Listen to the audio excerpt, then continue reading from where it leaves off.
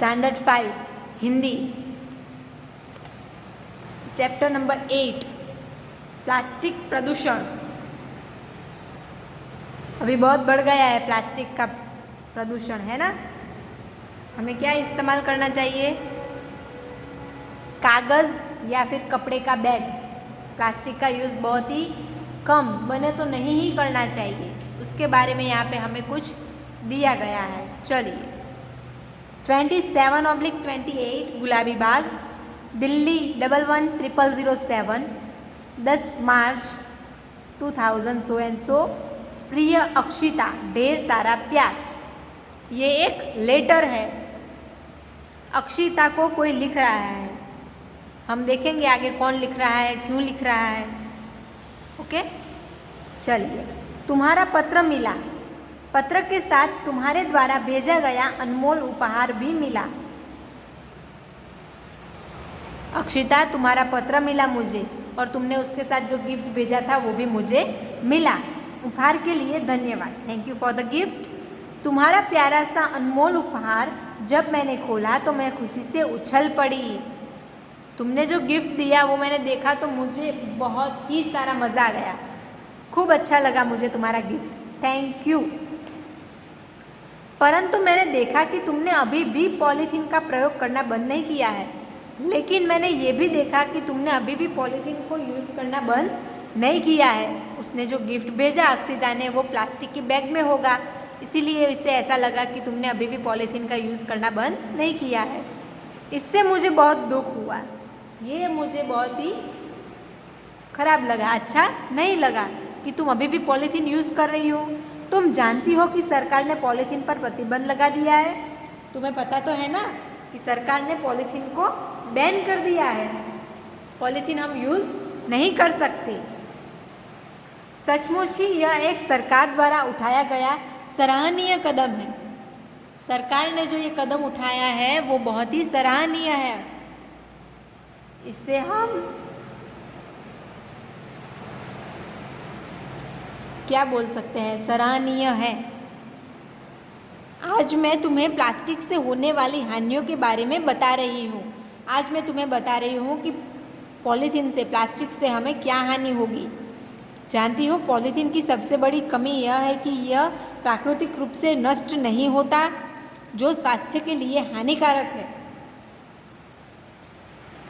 हमने पढ़ा है ना आगे कि पॉलीथीन जो है वो नॉन बायो रिसोर्स है, वो प्राकृतिक रूप से नष्ट नहीं होता है। अगर हम इसे ऐसे ही छोड़ देंगे, इधर उधर फेंक देंगे तो वो नष्ट नहीं होगा और सॉइल को, ज़मीन को बिगाड़ेगा। ये हानिकारक है स्वास्थ्य के लिए। इसके कारखाने प्रदूषण फैलाते हैं और इसके जो कारखाने होते हैं उसकी वजह से भी प्रदूषण होता है। अच्छी फसल और पैदावार के लिए तो पॉलीथीन सबसे ज़्यादा नुकसानदायक है। हमारी सॉइल को, ज़मीन को ये बिगाड़ता है। जो हमारी अच्छी पैदावार ज़मीन है उसको बहुत ही ज़्यादा नुकसान होता है। खेतों में मिट्टी के अंदर यदि पॉलीथीन आ जाती है तो ये बीज का अंकुर ऊपर नहीं निकल पाता है। अगर खेत में वो पॉलीथीन उड़कर पहुंच गई तो वो बीज को बाहर नहीं आने देता है, वो अच्छे से फसल ग्रो नहीं करती है। यह बड़े ही दुख की बात है कि घर हो या दुकान, सभी जगह प्लास्टिक का बोलबाला है। यह बहुत ही दुख की बात है कि घर हो या बाहर हो, कहीं पे भी जाओ, अभी भी ज़्यादा से ज़्यादा लोग पॉलीथीन, प्लास्टिक का यूज़ करते हैं। ये बड़ी दुख की बात है। हमें कागज़ या कपड़े का इस्तेमाल करना चाहिए।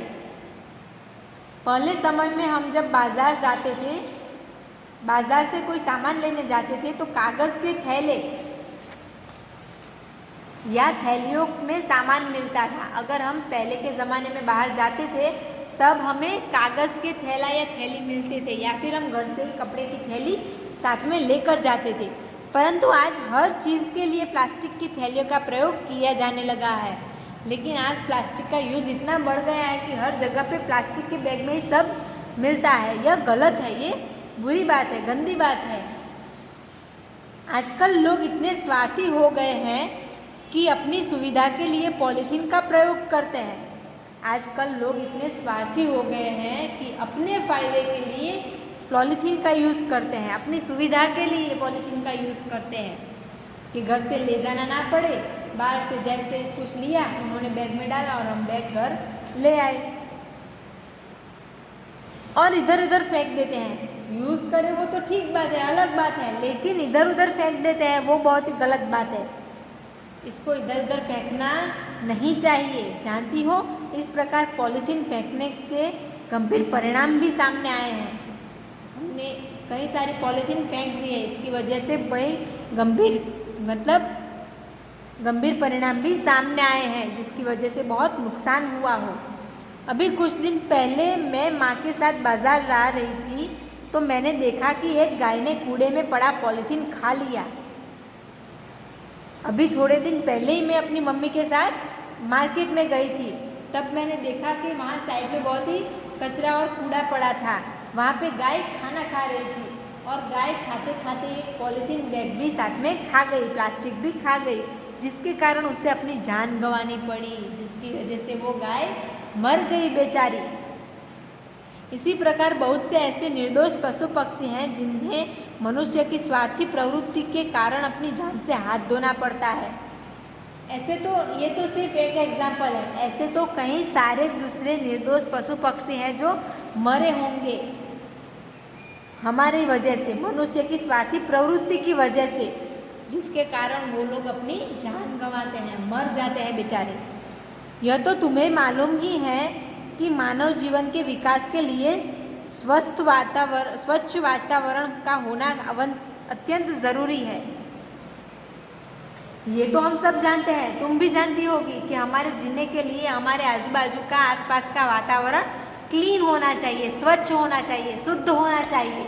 अन्यथा वरना वह दिन दूर नहीं जब हमारा ही जीवन खतरे में पड़ जाएगा, वरना हमारा ही जीवन खतरे में पड़ जाएगा भाई। हम अगर इतना पॉल्यूशन बढ़ जाएगा तो हम सांस भी नहीं ले पाएंगे और हमारा जीवन खतरे में पड़ जाएगा। अक्षिता, ज़रा सी सावधानी से हमें इस समस्या से छुटकारा मिल सकता है अगर हम थोड़ी सी सावधानी बरतें।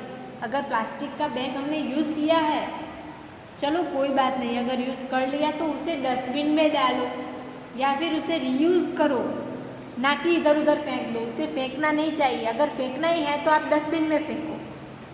इसके लिए जब भी हम कोई सामान लेने बाज़ार जाएं तो अपने साथ थैला अवश्य ले जाएं। अगर हम शॉपिंग करने जा रहे हैं कोई भी चीज़ की, तो घर से हम कागज़ का या फिर कपड़े का थैला साथ में लेकर जाएंगे। जब भी कभी आवश्यकता पड़े तो कागज़ या कपड़े के थैलियों का ही प्रयोग करें, है कि नहीं? आशा है कि तुम्हें मेरी बात अच्छी तरह समझ में आ गई होगी और अब तुम कभी भी पॉलीथीन का प्रयोग नहीं करोगी। ये लेटर ही मैंने इसलिए लिखा है कि तुम्हें ये बात समझ में आ गई होगी कि पॉलीथीन कितना गंदा है, उसे हमें यूज़ नहीं करना चाहिए। तो अब आगे से तुम इसे इस्तेमाल नहीं करोगी। अपने माता पिता को मेरा प्रणाम कहना, उसकी सहेली होगी शायद, तो अपने मम्मी पापा को मेरा प्रणाम करना। संभव को मेरी तरफ से ढेर सारा प्यार देना और संभव हो तो मेरी तरफ से प्यार भी देना। तुम्हारी सखी है ना, उसकी दोस्त है प्रियांशी। अक्षिता ने प्रियांशी को गिफ्ट भेजा, एक लेटर भेजा, लेकिन पॉलीथीन बैग में भेजा। तो प्रियांशी को ये बात अच्छी नहीं लगी। गिफ्ट तो बहुत ही पसंद आया, लेकिन पॉलीथीन में भेजा वो बात अच्छी नहीं लगी। इसीलिए प्रियांशी ने वापस उसे लेटर लिखा कि पॉलीथीन या फिर प्लास्टिक का यूज़ ना करो। आया समझ में? आप भी मत करना, ओके? चलिए, अब है नए शब्द। अनमोल मतलब कीमती, अमूल्य। प्रतिबंध मतलब रोक, रुकावट। सराहनीय मतलब तारीफ के लायक।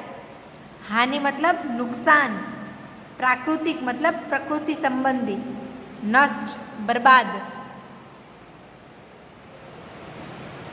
स्वार्थी अपना मतलब निकालने वाला। सुविधा, आराम, गंभीर, गहरा, चिंताजनक। निर्दोष मतलब जिसका कोई दोष न हो।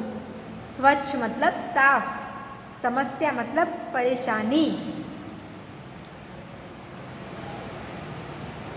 अब अभ्यास कार्य, पहले आपको बोल के आंसर देना है और बाद में लिखना है। प्रियांशी को क्या देखकर दुख हुआ? अक्षिता अभी भी पॉलीथीन का प्रयोग करती है, वो देखकर अब प्रियांशी को दुख हुआ। पहले समय में बाजार में सामान किस में मिलता था? कागज़ के थैले में। पॉलीथीन खाने से किसने अपनी जान गंवानी पड़ी? गाय को। हमें किससे थैले थैलियों का प्रयोग करना चाहिए? कागज़ या फिर कपड़े का। आया समझ में? अब लिखना है साथ में, ओके? लिखिए। प्रियांशी ने किसको पत्र लिखा है? तो प्रियांशी ने अपनी सखी अक्षिता को पत्र लिखा है। लिखिए, प्रियांशी ने अपनी सखी अक्षिता को पत्र लिखा। नेक्स्ट, पॉलीथीन हमारे लिए किस प्रकार हानिकारक है? तो लिखिए, पॉलीथीन प्राकृतिक रूप से नष्ट नहीं होता। पॉलीथीन प्राकृतिक रूप से नष्ट नहीं होता, जो स्वास्थ्य के लिए हानिकारक है, जो स्वास्थ्य के लिए हानिकारक है। इसके कारखानों से प्रदूषण फैलता है। इसके कारखानों से प्रदूषण फैलता है। लिखा? नेक्स्ट, पॉलीथीन की समस्या से कैसे छुटकारा मिल सकता है?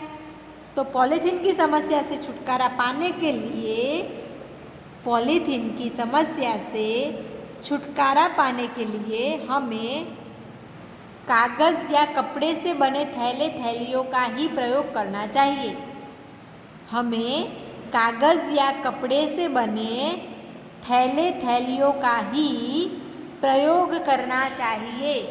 लिखा सबने? नेक्स्ट, सही उत्तर चुनकर टिक लगाइए। प्रियांशी किसके साथ बाजार जा रही थी? माँ के साथ। मानव जीवन के विकास के लिए कैसे वातावरण का होना जरूरी है? स्वच्छ। Next, fill in the blanks. आपको खाली जगह भरनी है, रिक्त स्थान भरने हैं। पॉलीथीन प्राकृतिक रूप से ब्लैंक नहीं होता। क्या नहीं होता? नष्ट नहीं होता। अच्छी फसल और पैदावार के लिए पॉलीथीन बहुत कैसी है? नुकसानदायक।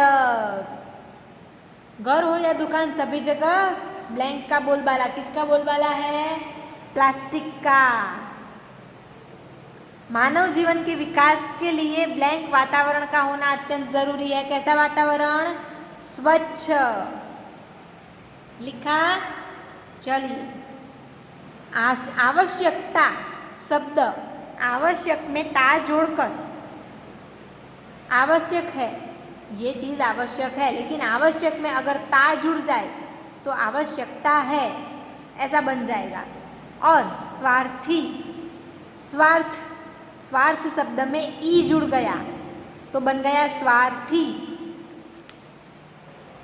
ता और ई के योग से बनने वाले चार चार शब्द लिखिए। शब्द के पीछे ता और शब्द के पीछे ई, इस तरह से हमें जोड़कर चार चार शब्द लिखने हैं। पहले ता, ता में लिखिए समानता, समान प्लस ता, समानता। जागरूकता, जागरूक प्लस ता, जागरूकता। महानता, महान प्लस ता, महानता। वीरता, वीर प्लस ता, वीरता। लिखा? आया समझ में? नेक्स्ट, अब ई से बनाने हैं। महंगाई, महंगा प्लस ई, महंगाई। खेती, खेत प्लस ई, खेती। गर्मी, गरम प्लस ई, गर्मी। योग प्लस ई, योगी। लिखा? नेक्स्ट, अब वर्ण विच्छेद करना है, मतलब संधि को अलग करना है। अनमोल कैसे बना? तो अ प्लस न आधा प्लस अ प्लस म आधा प्लस ओ प्लस ल आधा प्लस अ, तब जाके बना अनमोल। उसी तरीके से उपहार, उ प्लस प आधा प्लस अ प्लस ह आधा प्लस आ प्लस र आधा प्लस अ। सुविधा, स आधा प्लस उ प्लस व आधा प्लस ई प्लस द आधा प्लस आ। विकास, व आधा प्लस ई, क आधा प्लस आ। स प्लस स आधा प्लस अ, परिणाम प आधा प्लस अ प्लस र आधा प्लस ई प्लस अण आधा प्लस आ प्लस म आधा प्लस अ, सराहनीय स आधा प्लस अ प्लस र आधा प्लस आ प्लस ह आधा प्लस अ प्लस न आधा प्लस ई प्लस य आधा प्लस अ। वातावरण व आधा प्लस आ प्लस त आधा प्लस आ प्लस व आधा प्लस अ प्लस र आधा प्लस अ प्लस अण आधा प्लस अ। कोई भी अक्षर में जो भी जुड़ा है अ आ ई उसे अलग करना है, उससे बनेगा वर्ण विच्छेद। सु, सु में क्या जुड़ा है उ, तो स लिखा फिर उ लिखा। वी, व में क्या जुड़ा है ई, तो व लिखा फिर ई लिखा। धा, धा में क्या जुड़ा है आ, तो ध लिखा फिर आ लिखा। तो सु वी दा बना। इस तरीके से वर्ण विच्छेद करना है। ध्यान से पढ़ना, समझ आ जाएगा। नेक्स्ट, संस्कृत भाषा के जो शब्द हिंदी में ज्यों के त्यों प्रयुक्त होते हैं वे तत्सम शब्द कहलाते हैं। जैसे अग्नि, संस्कृत में भी अग्नि है, हिंदी में भी अग्नि है, उसे बोलते हैं तत्सम शब्द, मतलब उसके जैसे ही। तत्सम मतलब उसके जैसे ही। हिंदी में कुछ शब्द ऐसे हैं जो संस्कृत के तत्सम शब्दों के बदले हुए रूप हैं, इन्हें तद्भव शब्द कहते हैं। जैसे आग, हिंदी में कुछ ऐसे शब्द हैं जो संस्कृत के बदले हिंदी के यूज होते हैं, उसे बोलते हैं तद्भव। तत्सम मतलब हस्त और तद्भव मतलब हाथ, मतलब दोनों का एक ही है, लेकिन तत्सम संस्कृत और हिंदी दोनों में हस्त और सिर्फ हिंदी में हाथ। क्षेत्र तो खेत, मुत्तिका मिट्टी, तत्सम में मुत्तिका, तद्भव में मिट्टी। तत्सम में गृह, तद्भव में घर। तत्सम में पक्षी, तद्भव में पंछी। आया समझ में? नेक्स्ट, जो शब्द संज्ञा अथवा सर्वनाम का संबंध वाक्य में आए अन्य शब्दों के साथ बताते हैं उन्हें संबंध बोधक कहते हैं। जैसे राम पेड़ के ऊपर चढ़ गया, राम चढ़ गया कहाँ? पेड़ के ऊपर, तो के ऊपर वो है संबोधक। इस वाक्य में के ऊपर संबंध बोधक है। आया समझ में? संबंध बोधक मतलब जिसके द्वारा किया जाता है, वो जिसके लिए। आपको वहाँ पे गोला लगाना है जो शब्द संबोधक है उसके ऊपर। मेज के नीचे खिलौना है, खिलौना तो है लेकिन कहाँ? मेज के नीचे, तो के नीचे राउंड करो। मेरे घर के सामने मैदान है, घर के मैदान है घर के सामने, लेकिन शब्द बोधक क्या हुआ? के सामने। विद्यालय के पास बहुत पेड़ पौधे हैं, पेड़ पौधे तो हैं लेकिन कहाँ? पास, तो के पास। अक्षत विद्यालय की ओर गया, विद्यालय तो गया पर किस तरफ से? और उस तरफ से, तो गोल यहाँ पे आएगा। अजय पिताजी के साथ घूमने जा रहा है, तो के साथ। निधि रिया के बाद आई, तो के बाद। ये सारे जो हैं जो हमने राउंड किए वो सब है संबंध बोधक, जो वाक्यों को जोड़ते हैं, बताते हैं कि इसके साथ ये जुड़ा हुआ है। अब आपको लिंग पहचाननी है, स्त्रीलिंग है कि पुल्लिंग। खेत, खेत कैसा है, तो कैसा तो पुल्लिंग में आएगा। सरकार कैसी है, तो वो स्त्रीलिंग में आएगी। उपहार कैसा है, तो वो पुल्लिंग। गाय स्त्रीलिंग, थैली स्त्रीलिंग, कागज पुल्लिंग। अगर आपको सीधे से समझ में ना आए तो पूरा वाक्य बनाना, तो समझ में आ जाएगा। खेत कैसा है, तो कैसा आया, तो वो पुल्लिंग। कैसी होता तो स्त्रीलिंग। आया समझ में? नेक्स्ट, सही उत्तर चुनकर टिक लगाइए। वातावरण शब्द के लिए उचित विशेषण कौन सा है? वातावरण के साथ क्या जुड़ेगा? स्वच्छ, बड़ा कि छोटा?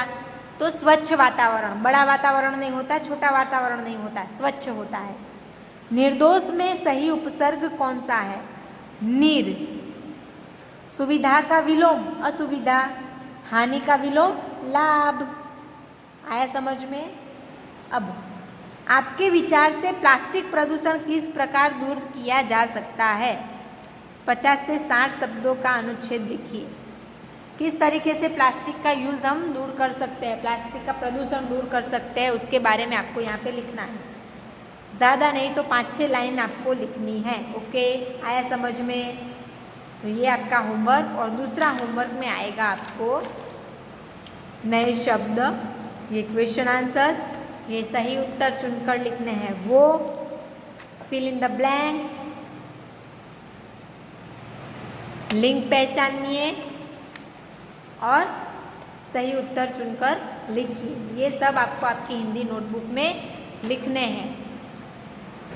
आपका होमवर्क है चैप्टर नंबर 8 पर से पेज नंबर 64 पर से नए शब्द, पेज नंबर 65 पर से question number 1 and 2, page number 66 से क्वेश्चन 3, 67 पर से क्वेश्चन 5, 68 पर से क्वेश्चन 6 आपको आपकी हिंदी की नोटबुक में लिखना है।